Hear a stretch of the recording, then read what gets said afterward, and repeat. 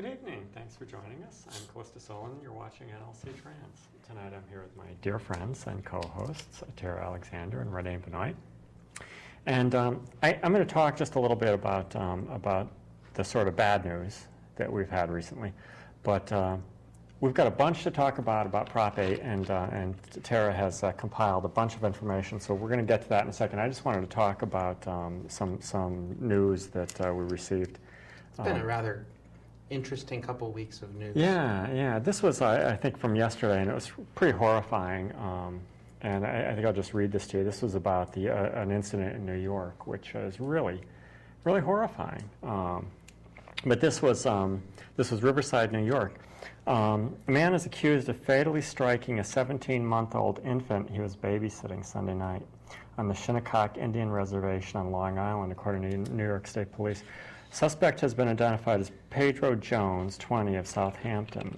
He's been charged with first-degree manslaughter after allegedly hitting the boy several times throughout his body with, they said, closed fists. I assume they mean closed fists. And grabbed him by the neck, according to the felony complaint filed by the police. Authorities say Jones also told them, and it's a horrific thing, the whole killing a child, a 17-month-old infant. Especially by grabbing him by the neck and punching him to death. Yeah, this is horrible. But here is what's his sort of what he saw as his justification. It says authorities say Jones also told him, "I was trying to make him act like a boy instead of a little girl. I never struck that kid that hard before." The infant, Roy A. Jones, was reportedly found in cardiac arrest and was rushed to the Southampton Hospital, where he died around 8:30 p.m.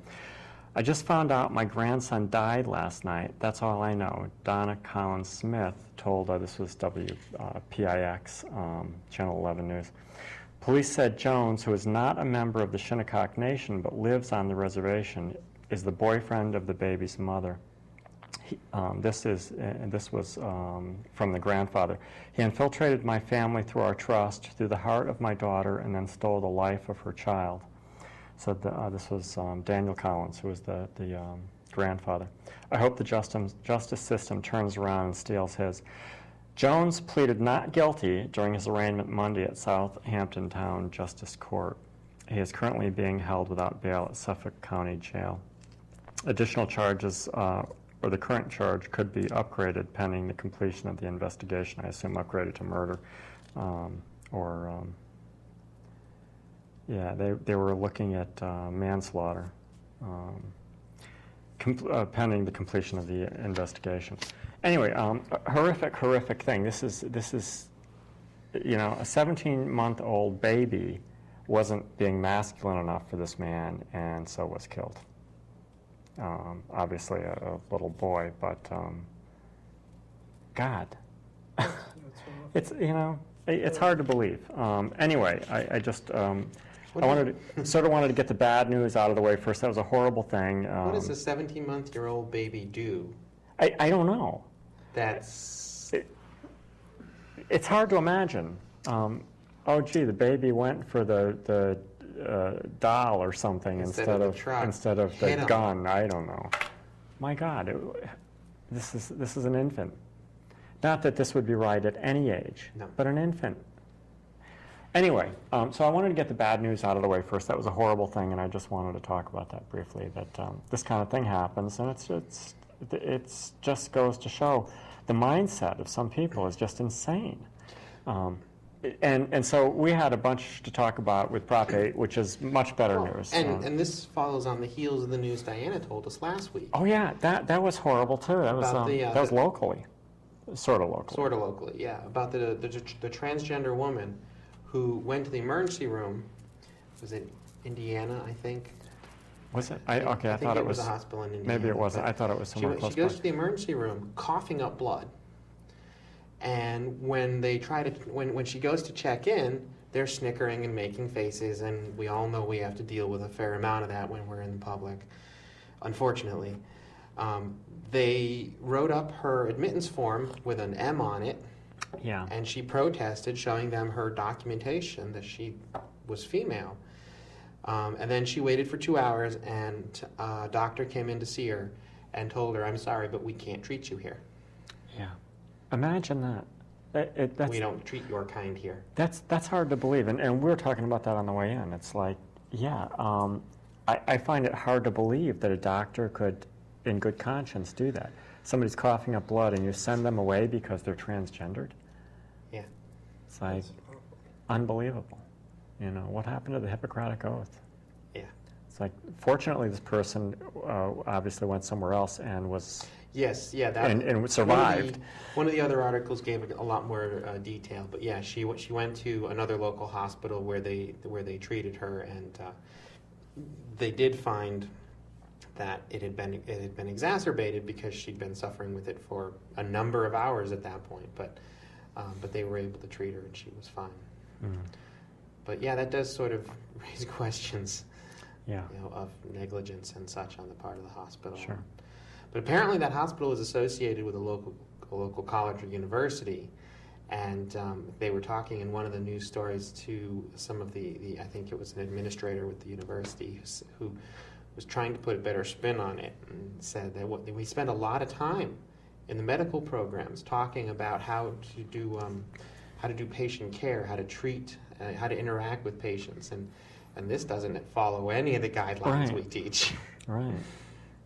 Right. That's something that we've sort of gotten involved in. In fact, we've been up to UConn to talk to the nursing students up there because lo and behold, they actually wanted to have some familiarity with transgendered people so that they would know how to deal with it and not be so surprised. Have a better bedside manner, to have some exposure beforehand before they started practicing. I thought that was really wonderful. That's that opens UConn. up a lot of doors. Yeah. You know, as far Which as is it's UConn, of course. We love UConn, Yes. and that they're very enlightened. But anyway, They've done a lot of work over the last decade to go from one of the least friendly GLBT schools in the country to one of the most friendly GLBT campuses. Yeah, And they deserve a lot of credit for that. they do. Great place, and we love spending time there. Anyway, so, by the way, before we go any further, just an aside. I spent a lot of time yesterday, Renee and I, working on her car. Her car, and You're gonna get outed. And obviously, I guess Son of Mobius has stayed on, but I'm referring to the serpentine belt, Son of Mobius. it was a pure nightmare. Is what it was. For those of you that are mathematicians, you'll know about Mobius. But anyway, I saw a very nice little Toyota for sale just up on Clark Street on the way in. We need to get Renee a new car. Anyway, I'm okay. If someone's selling a reliable car cheap. I'm sorry. Okay, I'll stop. But anyway, so I know there was a lot going on today. Proposition 8, wonderful news, and you printed out a whole bunch of stuff you wanted to talk about, and so. Yes, Proposition 8 had been argued at the federal district court level. Closing arguments were back in June, and August 4th, 2010, was the date that the ruling was to be released. There was no court session involved. They just filed the ruling, and so sometime around 3 our time today, the ruling popped up on their website. Yeah. and Proposition 8 has been declared unconstitutional in the Yay. state. Federal judge, and this is from CNN.com, and I'm sure folks, if you are going to hear on the news, if not tonight, Right. tomorrow, and the rest of the week. And I suppose before you get too deep, we should explain to people what Prop 8 is, just in case there's anybody out there that isn't familiar with Prop 8. Yeah, the Proposition 8 is California's voter-backed ban on same-sex marriage. They had some cases go before the California Supreme Court, and the California State Supreme Court determined that under California state law it was unconstitutional to prevent same-sex couples from marrying. Right. Something similar to what we had here in Connecticut. So same-sex couples got the right to marry in California, and many of them got married. I don't have the exact number, but many of them got married. Right. And then there was a referendum on the upcoming ballot for the next election to amend the Constitution to define marriage as between one man and one woman. And there were some attempts at the state level, there was a huge campaign launched by the proponents for Proposition 8. All kinds of money from Right. all around the country flowed into California, all kinds of ads, and it passed. I think it passed like 52 to 48. I don't remember the exact numbers, but it passed, or 54 to 48. That doesn't work, Yeah. but It wasn't a big margin. it wasn't a whatever big margin, but it did pass. And so that made marriage between a man and a woman unconstitutional in the state from that point forward. So California had this group of same-sex couples that had been married that are still legally married in California, even though California now had a constitutional amendment defining marriage between one man and one Right. woman.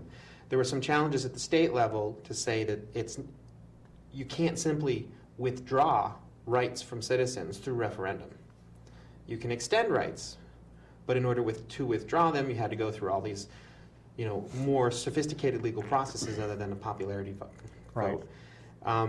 Those ended up failing, so they went to the federal court to say that California was in violation of its constitution, violating the Equal Protections Clause, and so that's what led to this court case.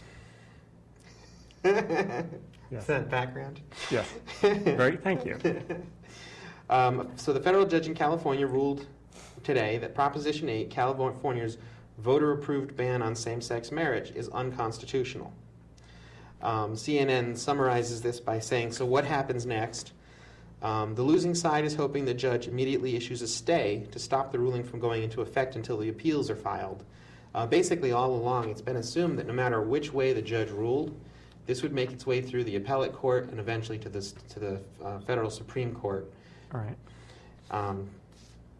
So we can expect to not hear the end of this for some Right. time. It's got, one more step, and then it goes to the Supreme Court? Yes. The next step will be for the losing side to file a merits appeal with the Ninth Circuit U.S. Court of Appeals in San Francisco.